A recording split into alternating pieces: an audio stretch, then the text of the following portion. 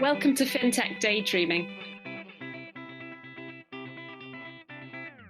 the podcast that dives into the world of banking technologies and the ever-changing landscape of fintech companies. We bring you real-life examples from global and local thought leaders, as well as experts working within the financial industry, and seek out the best stories from the front lines of financial services innovation, where dreams of industry pioneers meet reality. Hosted by Paul Krogdahl and Ville Sointu. This is Fintech Daydreaming. Hello and welcome back to Fintech Daydreaming. I am Paul Krogdahl and I'm bringing you, with my friend Ville, another fantastic episode that we hope you're going to love and enjoy.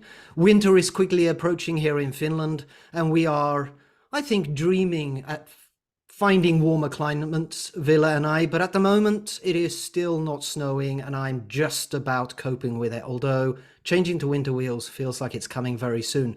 How about you, Ville?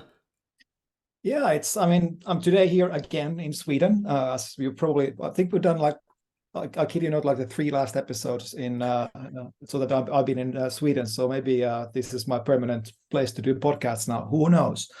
But on that note, I'm actually going to take a bit of a few days off after I fly back from Sweden, and looking forward to go to the Mediterranean a little bit. Also, one thing to notice, which of course is because I'm such a selfish person, I need to mention that today, of course, is my birthday. So I'm really kind of happy to spend my birthday with you, my friend. Well, I was just about to say, is your trip to warmer climates a personal birthday treat? Yeah, kind of a little bit, yes. Fantastic. I like that. And tell me, your trip that you booked and everything else, did you take advantage of embedded finance to do so? Oh, good point.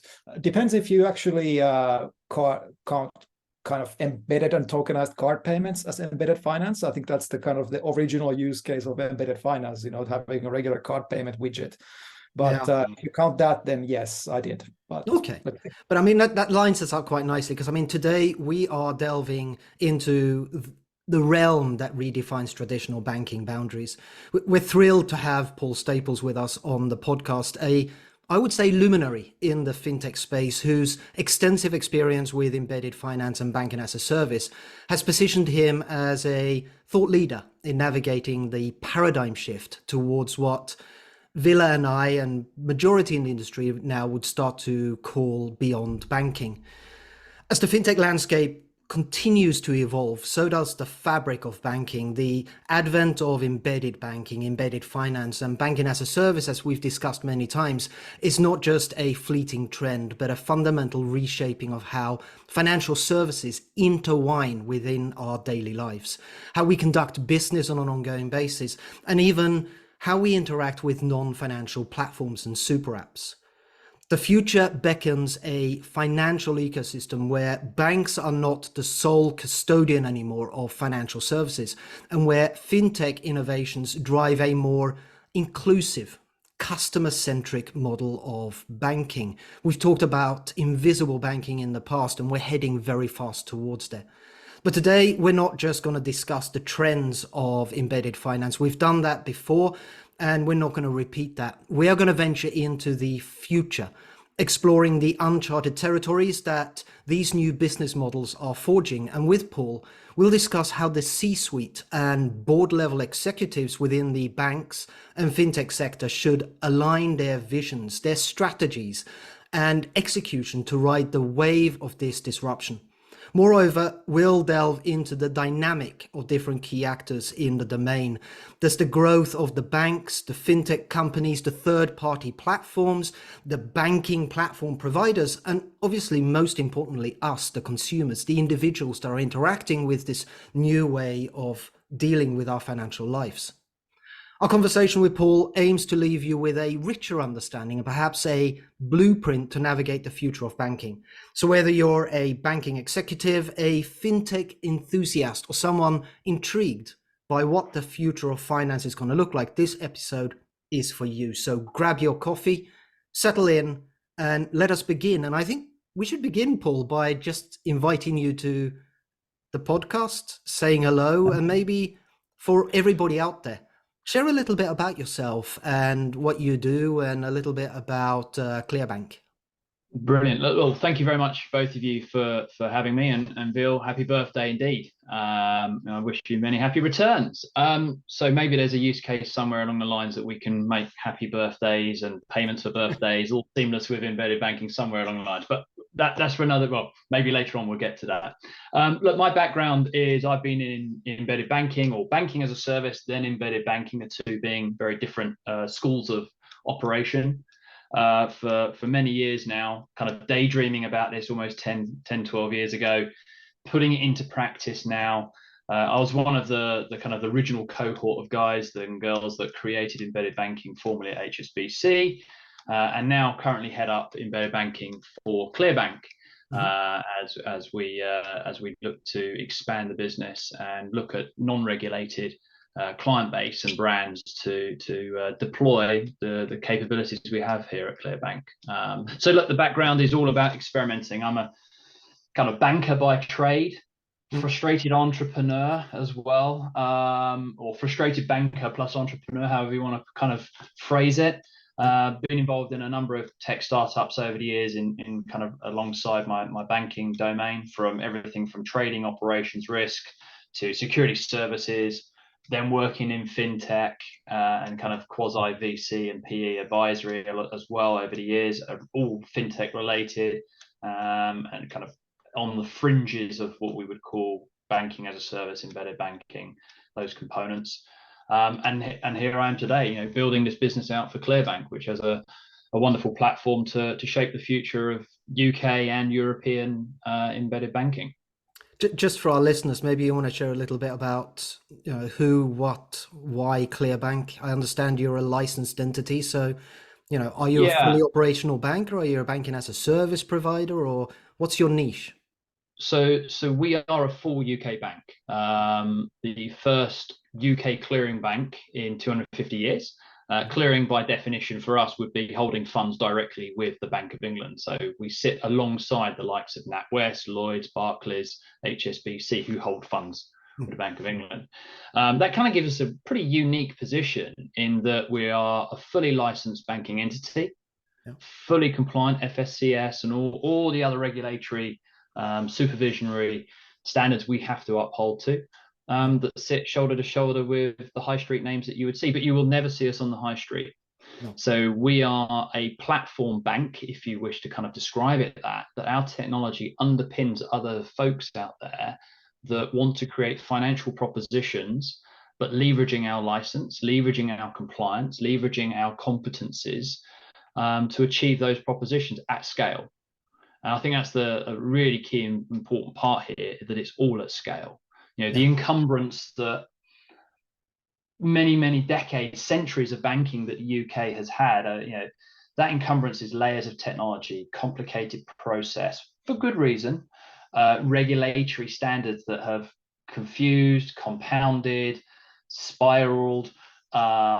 We as a new bank, we're not encumbered by that legacy. We're able to move very, very agile, with huge agility and speed. It's not without kind of the constant thinking of what we can do better as a bank, and boiling it back down to what are the principles of a bank. A bank does really a very limited number of activities, and that's where we look to specialize in a couple of those and make that our mastery. And everything else you want to do off the back of that is then achievable through various relationships. So our mastery and our wizardry and our competence is holding money in the safest possible way and payments. And why those two? Well, you need an account to move money in and out of. You can't actually just move money without an account. And then moving money is what forces economies and people and interactions, and all economies focus around a transaction. A transaction is a payment, or arguably a payment off the back of that completes the transaction. So the two of those go hand in hand. And for us, that's where we focus. We have relationships elsewhere that enable some of the other tenets of banking to be delivered through us and with us. But safety and that compliance notion of ClearBank is really what we stand for. And in the UK, we don't lend. We're not a bank that lends. So as a result of that, our risk profile is extremely, extremely comforting to those that wish to use our infrastructure and our rails. And for that reason, you said, are we banking as a service? Are we embedded finance, embedded banking? We can argue that we do banking as a service. We are a bank and we can provide that as a service in its component form for others to adopt with propositions that they have already identified and tested and want to scale. That actually lends me, sorry. And I was going to say, and then embedded banking is the kind of the layer that sits on top of that, which I'm sure in your former podcasts has kind of alluded to. Embedded banking is actually a competency and a capability that may or may not use banking as a service. It can be used, with just pure payment companies or lending companies, but it's actually I think the word's contextualization, or it's the adoption of banking services where it is most useful in a value chain, and adding it to a value chain to enhance the value within that chain. That's embedded banking. That actually brings us into an interesting dynamic of this discussion, because when we look at embedded finance and we look at traditional banks, or the traditional players in the banking industry, as we start to integrate financial services within non-financial ecosystems and taking banking to where the clients are rather than bringing the clients to the bank, what do you think that the value proposition is going to be, not only just to the clients, but how banks need to reposition themselves to continue to deliver value based on, this experience of ever increasing embedded finance? So I think the way that banks will ultimately need to position themselves is, first of all, the technology element. Not to go into that in too much depth, but where you've got legacy banks operating on legacy platforms for good reason, and regulators don't like you changing your core banking system too frequently, because if you're a systemically important bank, that has all sorts of risks associated to it, and the regulators get worried about that and payment networks falling over. And we saw that several years ago with a couple of UK high street banks where the core banking system fell over, and the regulator stepped in to ask questions and held an inquiry over it, essentially. Now, so legacy banks need to look at their technology. Now, the chances are they're not going to be able to change that core tech. So they need to put a wrapper layer around it. And that becomes the interface layer into the core banking system that legacy bank will have. How do they then bring that to the marketplace? They do have arguably an advantage over new entrants. They have the advantage that they know certain industries inside out. They have researched them through, maybe they have an investment bank, they've done equity research, they've traded with them, they've done loan structures. They know those companies inside out and the type of business that's being conducted, and can lean on that to shape or inquire as to what propositions could be built. New entrants don't come with that baggage, but don't necessarily have the immediate network of existing companies on which to create leverage, to then leverage in the sense of, we have a book of business over here, let's do some more business, as opposed to a kind of financial debt engineering. But new entrants into the market don't have that history or the connection in marketplace. So there's a slightly more of an uphill struggle, but then that's complemented by faster adoption of technology, quicker, potentially more scalable, and I would argue potentially more relevant to the use cases that are being created. And the reason why I say the word relevant, legacy banks have processes that are there for a good reason and for a particular type of client and business that comes through. New entrants are going after a new type of business and a new business model that is equally, therefore, requiring new technology. Traditional banks have a business model. That business model is, I take deposits in, I lend them out, and hopefully there's a delta between the two, and that's how I make my money. New banks like ClearBank out there don't rely on that traditional banking business model, even though they are a bank. They rely upon the model of platform economics.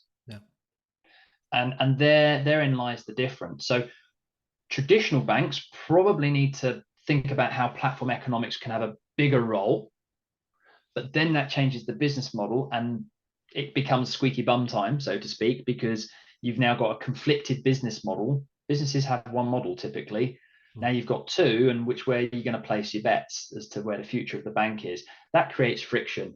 We all know senior leaders within banks don't like to take really big, risky decisions.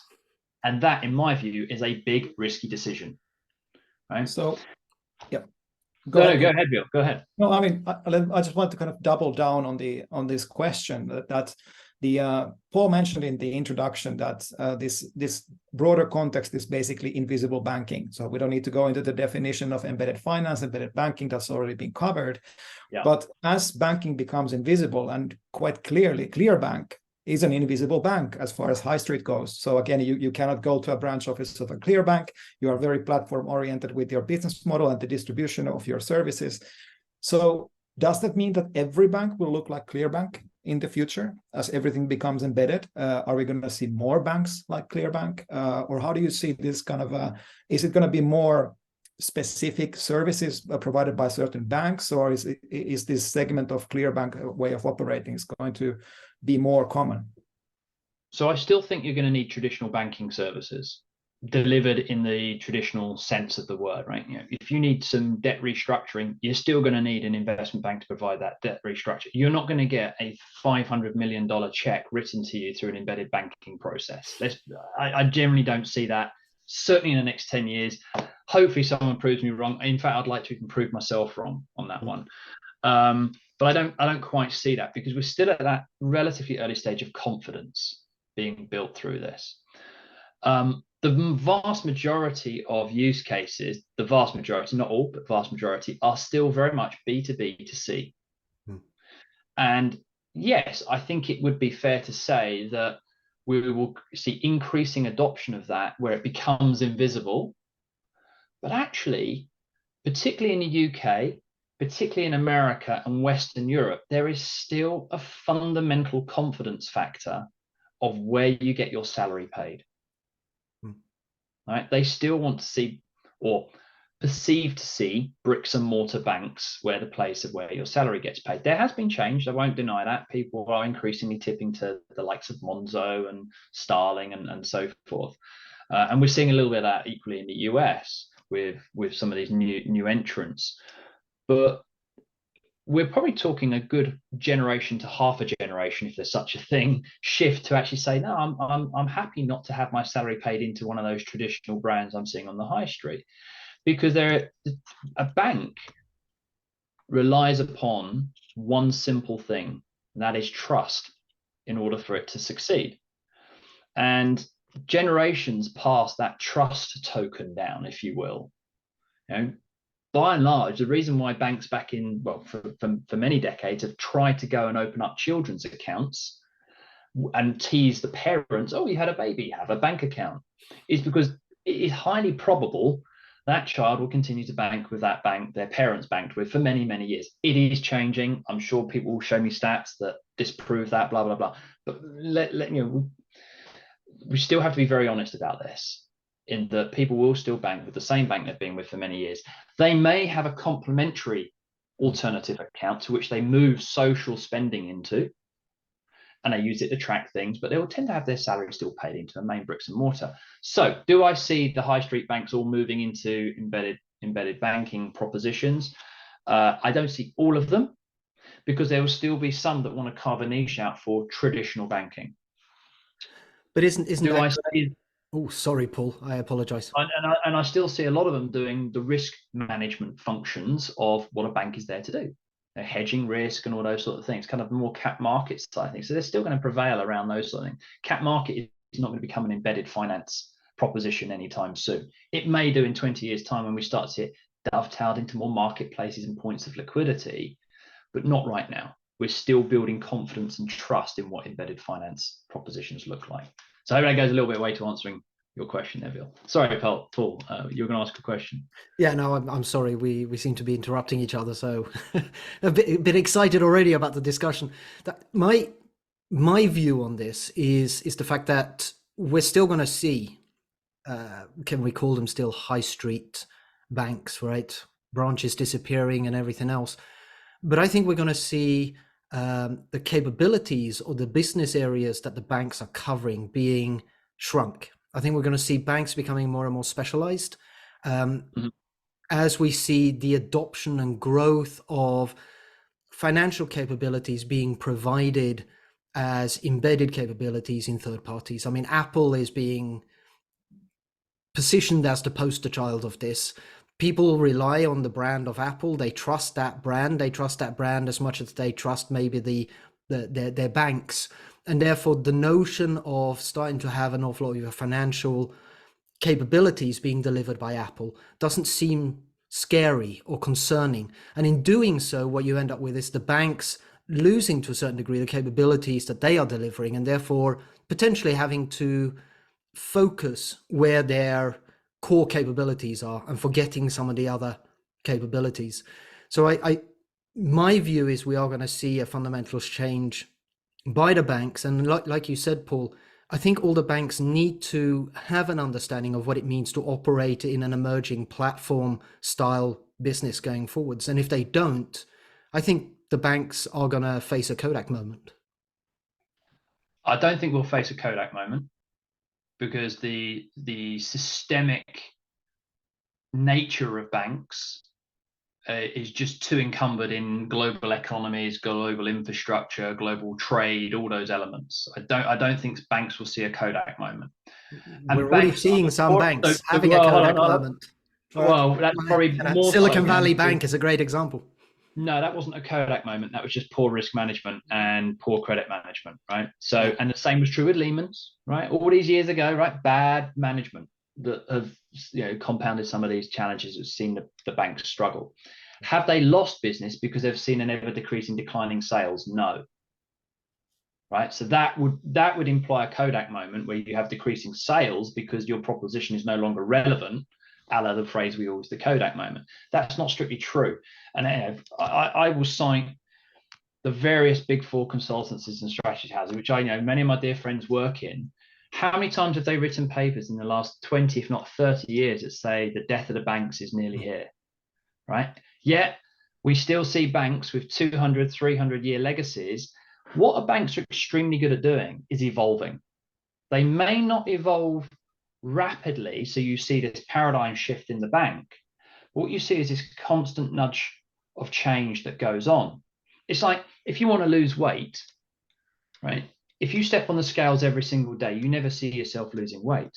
If you step on the scales once a month and you've been on a disciplined diet or exercise regime, you'll see change. And that's what banks are very good at doing, that nudge, that small little tweak, that small little change. Big decisions I talked about earlier with the business model need to happen. Maybe they're shifting, they're experimenting. They're very good at doing that. JP is wonderful at saying, we're going to hold our powder dry. We're going to observe the market. But when we see an opportunity, we go all guns blazing after it. Goldman's kind of similar as well in that kind of very American model to some of this sort of stuff.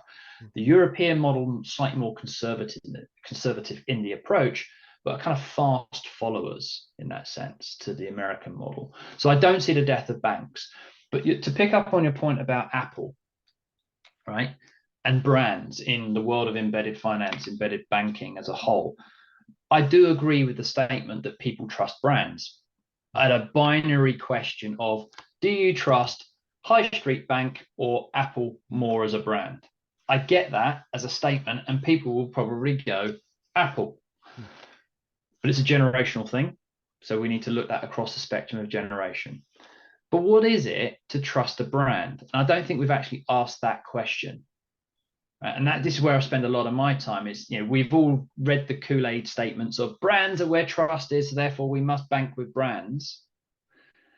Okay, so why am I going to choose Apple over Nike?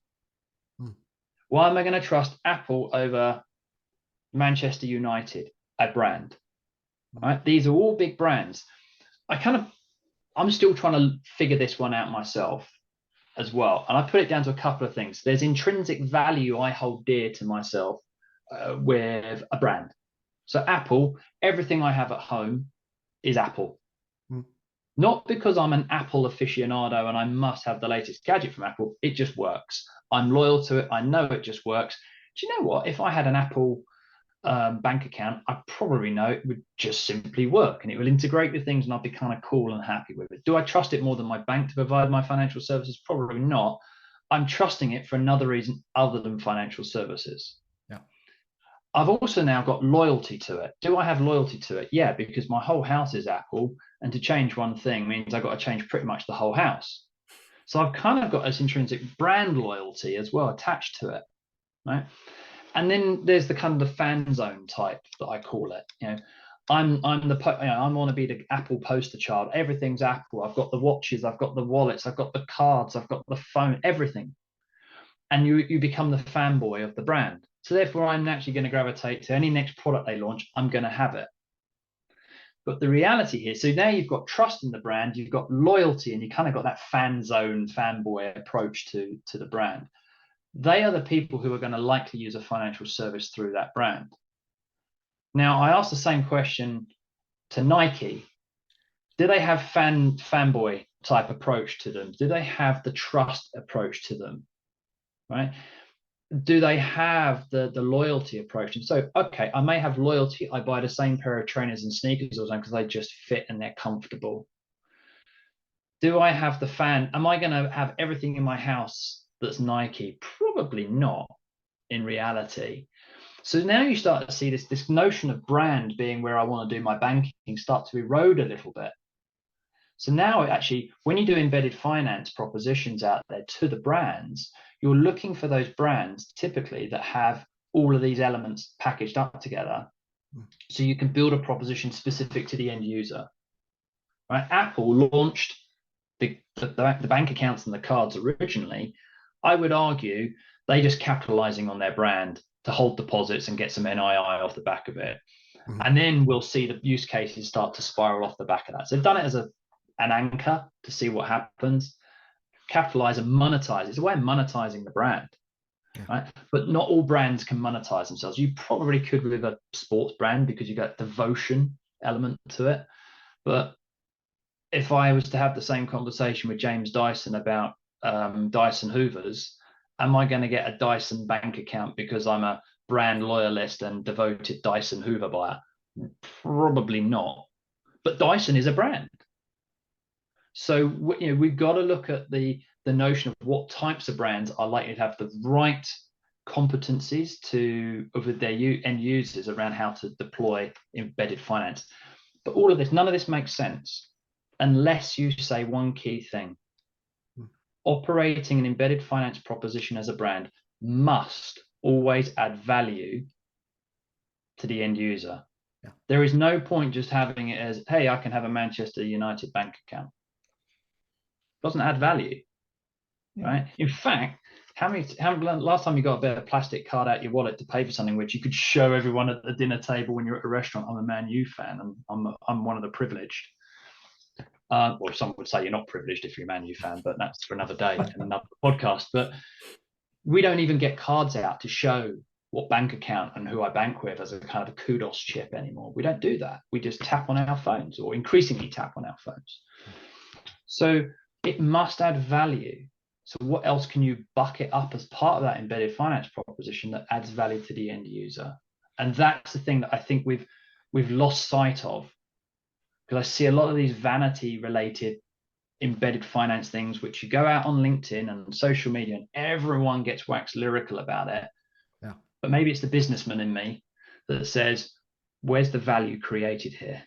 Is this just embedded finance to prove it can be done, and we'll figure out how we make money off it later on? And that's kind of where I sit at the moment in this. We must always be creating value from embedded finance, or we're going to not create any value and everyone's going to get sick and tired of it. Now, we are going to get to the kind of use case and good use case part of the conversation soon, but now that you brought the topic up, we absolutely have to know, what are these bad examples that you've seen? Can you give us any kind of concrete examples of these vanity use cases? I call it vanity, and I probably is a bit of a harsh word to use, but I was very vocal on this on LinkedIn a couple of weeks ago. Put my head above the parapet when Mercedes, I think, had partnered with MasterCard to do the fingerprint payment within a car. And I sat back going, okay, cars as a means of making a payment, I can see a couple of edge cases around maybe toll gates, maybe paying for restricted area like your ULEZ in the UK and your congestion zone charge. I kind of get it for that, but really it's a seamless experience for me. I've just travelled across the Dartford Bridge in the UK. My number plate was red. My number plate is attached to my credit card. The payment went out. I did nothing else. That to me is embedded finance. It's a use case that works. It's slick, it's seamless, it's efficiency. Having a fingerprint as an identity, it's your IDV, I guess, it's unique, to make a payment in a car, in a service station. They were very clear in their press release. They said in a service station. Yeah. And I kind of sat back that day and I'm like, okay, where are these use cases? I have still got to get out of my car currently to do one of two things. I've either got to put the electric charger in and wait, or I've got to put my diesel or petrol in there. So I've still got to get out of the car. And a lot of petrol pumps these days tend to have the card reader, the tap pay on the petrol pump itself. So if that's the case, what friction am I trying to solve by now being in the car that's got to have an extra bit of maybe some IoT to determine how much fuel went in, at what price, talking to the pump to then determine I've got to make a pay. It feels like there's a lot of over-engineered technology for the purpose for me to make a payment using my fingerprint. And then the business model. So I then thought, okay, what about the business model of a service station anyway? In the UK, it's known that most service stations, despite the high petrol pump prices, don't make a lot of money off the fuel itself. They make substantial sums off the coffee that they sell, the windscreen cleaner, the sweets, the chocolate confectionery. So hypothetically speaking, I'm now, as a car owner, able to potentially, let's just say we can overcome the petrol pump friction, a charger on the service station floor that zaps your car and powers it up and you're done within 5 minutes. Let's hypothetically we get there. The service station model is now going to die. The current model would die because the person who owns that car is not getting out the car to go into a service station and may pick up a pack of sweets just because they see that they're there, or a coffee because it's there. So now the service station model has to change to be able to accommodate this wonderful capability that we have of a fingerprint making a payment inside a car, because the individual's no longer going to go into the service station. Because what we're trying to do is their argument is smoothing out the payment so they can be on the road quicker and you don't have to spend so much time in a service station. So it all kind of, for me, there was quite a few things that didn't join up in that proposition. Wonderful technology, wonderful edge case somewhere out there, probably relies on a lot more technology to build the whole business model around it.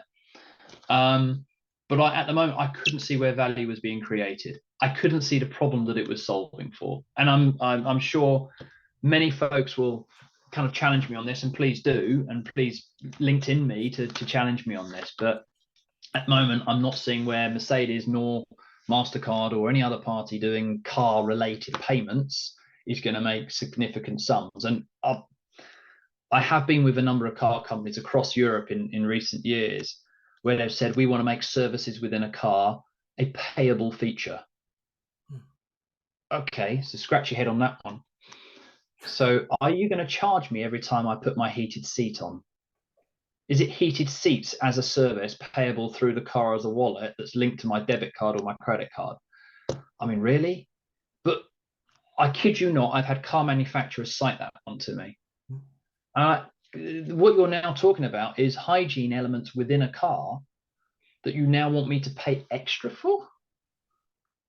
That's not going to happen. So we now didn't BMW already do that? I thought BMW, the latest incarnations of BMW now do have a consumption-based charging model for electric seats. I think it's subscription-based, not pay-per-use, but still. Okay, subscription-based. Okay. But, I mean, I probably would not buy a BMW on that basis, because my Mercedes and my Audis and that all have electric seats and I don't have to pay any sort of fee for it. I could get it for something like, do you want an update to your sat-nav system? I kind of get that, but equally, sat-navs are now a redundant feature within cars because everyone just plugs in their phone for it. Right. So again, the sat nav sales value add to a car has completely been eroded over the last 10 years because phones have replaced the sat nav. And that, if you look at something like Waze, which is crowdsourced data, it's more up to date than most other things anyway. Yeah. So again, coming back to the cars and all of it, everyone's got very excited about mode of transport as a use or an area where the adoption of embedded finance can be applied. But the use cases I'm finding to be very, very thin, and the value and the friction to be very, very thin. I'm still looking. I'm not going to stop because I think it's thin. I'm going to continue to evolve the thinking around this and look at what opportunities we may have there. It could be that there are better leasing models. It could be better, right? So there may be a case there to be added. We are looking at how, so Ville, in order to answer your question, what use cases do I think are vanity projects? Those sorts of things where the business case isn't stacking up in the immediate days, even if over a 5-year time horizon. I actually see Uber and Lyft and all of these, Jolt as well. I get them cited to me a lot as well. We could do all the payments for Uber. Okay, so walk me through. Don't they do that already? They're a platform and they support the transaction already as part of their business model today when they were conceived. So what changes? Well, what if we helped Uber drivers get paid quicker?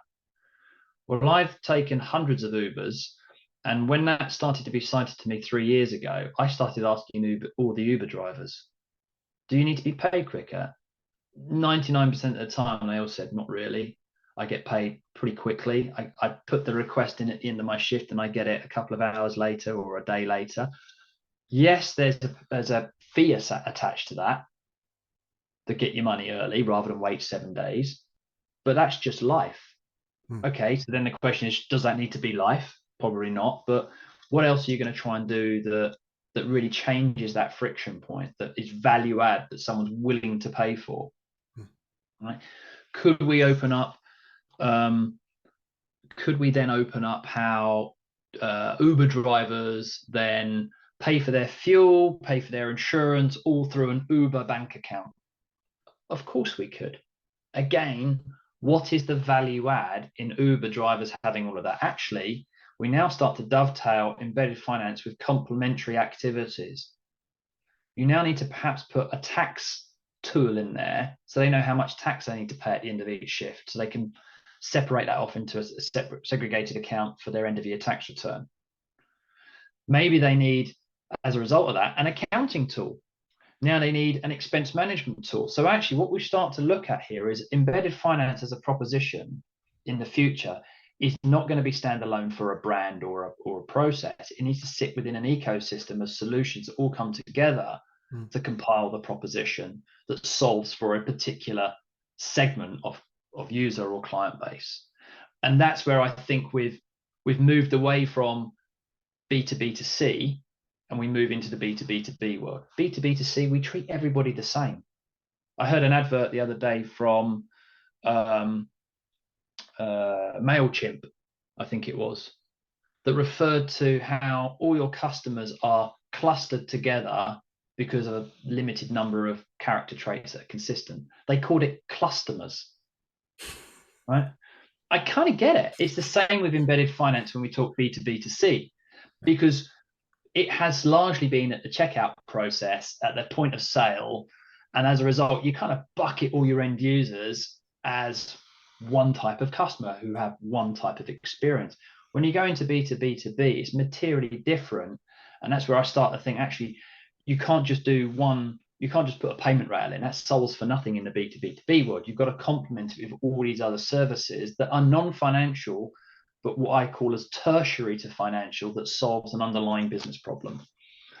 So again, probably a long-winded way of answering where I see some of these vanity cases, but also where I think the future of it's kind of moving towards. I think that's a perfect lineup actually to a follow-on point, which is if we see the journey becoming more and more about B2B to B or B2B and taking the C away completely, we start getting into what potentially could be, again, beyond banking. We're getting into industry vertical solutions. We're seeing a growth in particularly emerging markets like India, Latin America, of banks engaging into industry platforms, like for instance agriculture, like Baroda Kisan in India, right? Is that where you're seeing the future of embedded finance going? Do you see banks? Because at the end of the day, what should the C-level executives in the banks be thinking about as they continue on this journey?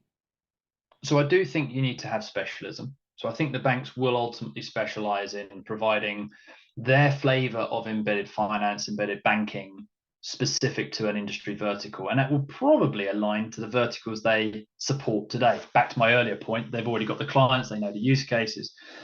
So I do see specialization coming in. You mentioned agriculture. Actually, funny enough, I've got conversations later this week and next week, because I do think agriculture, as a very, very traditional business, where there are very few banks specifically supporting agriculture, that creates a huge opportunity. I do believe there's a big opportunity there to join up the agricultural ecosystem, which is hugely fragmented, through embedded finance. But I also see really kind of like third horizon sort of stuff really out there is machine to machine. Mm-hmm. So but there's a lubricant in that from machine to machine, and that I believe to be IoT, Internet of Things. Mm-hmm. So as soon as we can measure or have better measurement and use of machines and identity of machines, and we can do that through IoT related technology, now we can get machines to pay other machines faster and quicker within captive ecosystems. And now your embedded finance, embedded banking proposition moves away from users to machines. Okay, you could define a user as a machine, but just parking that for a second. Now you've got a machine that doesn't have character traits. It doesn't have personality per se. So how do you now do customer segmentation on a machine? So you remove all of this kind of personalization elements, because now the machine doesn't have personality, which is where embedded finance is currently dining out on personalization of experience, removing user friction. So as soon as we can start to do machine-to-machine payments through embedded finance, and it's already happening, but use cases like, let's say, the aircraft industry. I put IoT devices on the aircraft to determine how hard that aircraft is being flown, how much, whether it's going through dusty Saharan sands, which affect the blades on the jet engine, that affects the ailerons on the wings. I think that's what they're called, and requires higher maintenance. So could your maintenance structure be determined by the IoT technology on the aircraft, telling the maintenance company this needs to be done? Maintenance company ticks done and pays or is paid off the aircraft. The aircraft is hooked up to head office with some sort of drawdown account. So now you've got specific financial transactions associated to one aircraft, but it's the aircraft that's initiating the payment, because it now knows that it's done, because the IoT device says oil has been changed, fan has been changed, blah, blah, blah, blah. Tires have been changed. So there's that sort of ecosystem beginning to evolve, but it's kind of machine to engineering company, but the engineering company could be using robots. Yeah. So the robot itself now gets paid, and you've got to extend this out. I mean, people think I'm smoking something crazy, and but I trust you, I'm not Dutch. I'm very much English. But this is the kind of horizons we will eventually get towards. We're a long way off it, but there are some interesting opportunities arising there. That sounds very familiar somehow. So if you're listening to the podcast, there's a couple of conversations we've had about this exact topic. I'm very, very happy to hear that the themes are becoming more common. I think the themes are, so we looked at this several years ago. I do believe it's kind of relatively documented. But then, so take another step forward. JPM, I think it was 2-3 years ago, did some sort of Bitcoin blockchain type transaction out in space, right? It was a PR stunt as far as I'm concerned at this point in time. But what does it teach us? Well, actually, you could end up having satellite to satellite payments, because one satellite's bouncing information and data to the other for the purposes of supporting identifying wildfires make it up, right? So does that data from one satellite complement onto another satellite? They pay each other. There's an exchange for that data source that then gets beamed down to company X in the UK on planet Earth that makes better decisions, which means you identified a wildfire, which means houses don't get burnt, insurance premiums drop. I don't know, but they're the sorts of space level transactions potentially we could end up starting to see happen. I think this is a fantastic discussion, but as is always the case in our podcast, we're running out of time. We have dived deep into the world of the future of embedded finance, and I think it's been a fantastic discussion. Before we round off, firstly, Ville, is there any last words from you? No, I think we got through maybe 3 questions this time, and I feel it feels like we should have really gone on for at least an hour. I think we need a separate episode on the machine-to-machine payments alone. I think that's a fantastically interesting topic. I think there's an awful lot of points here that we could delve into further, and we need to have you back for another episode, Paul. It's as simple as that. We will make sure that you come back. But before we round off, is there anything you felt that we missed? I'm going to say one thing. And people think embedded finance and embedded banking is a new thing. It's not. It's all about making banking relevant and putting it in the right place at the right time. I always use the example of the ATM in the supermarket back in the 1950s and 60s, because the ATM was put at the point of need when people needed to pay for their groceries. That's embedded banking. We just so happen to do this now through APIs and technology.